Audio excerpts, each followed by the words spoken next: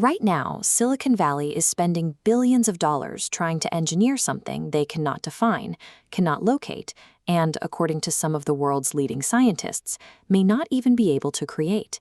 These companies are racing to build a conscious machine. Yet, across their campuses, science admits a quiet truth. We cannot define consciousness in a dog, a tree, or even ourselves, much less in a line of code.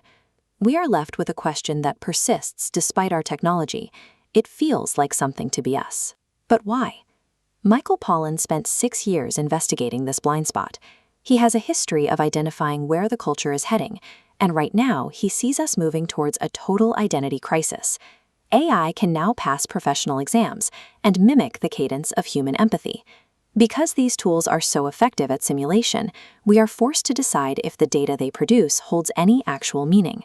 Pollan views this technological shift as an attempt to distance us from our own inner lives, a process that turns our emotions into something to be managed rather than felt. Our current scientific tools have a significant limit.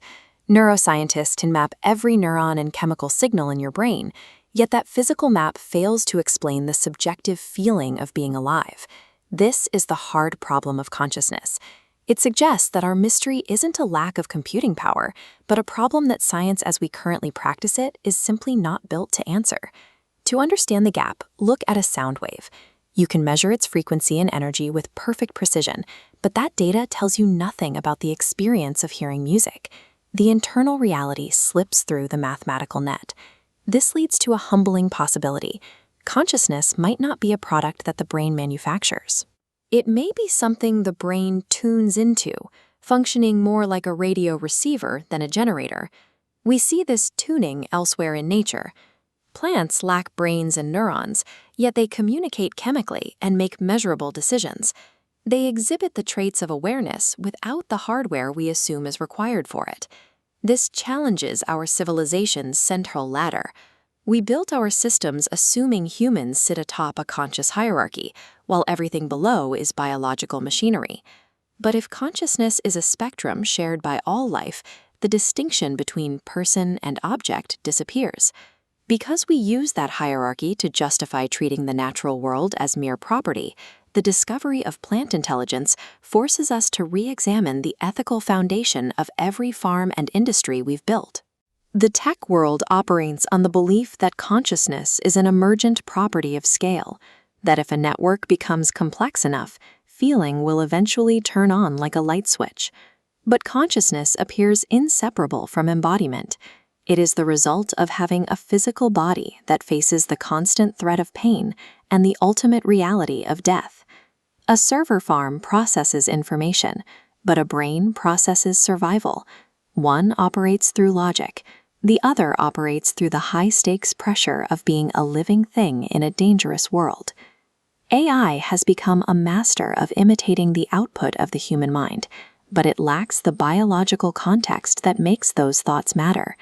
It is a perfect simulation reaching for a spark it cannot contain.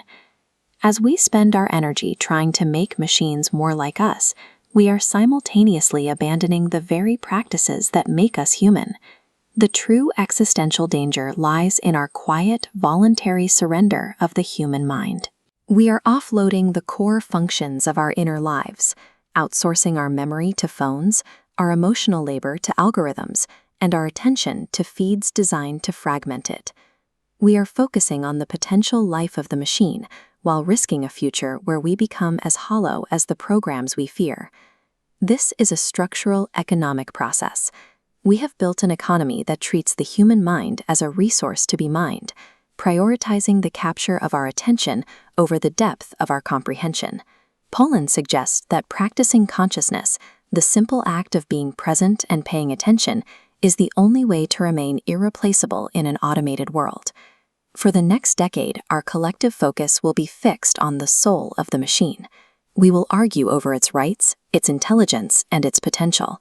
But while we are all staring into the servers, who is paying attention to what is still inside of us?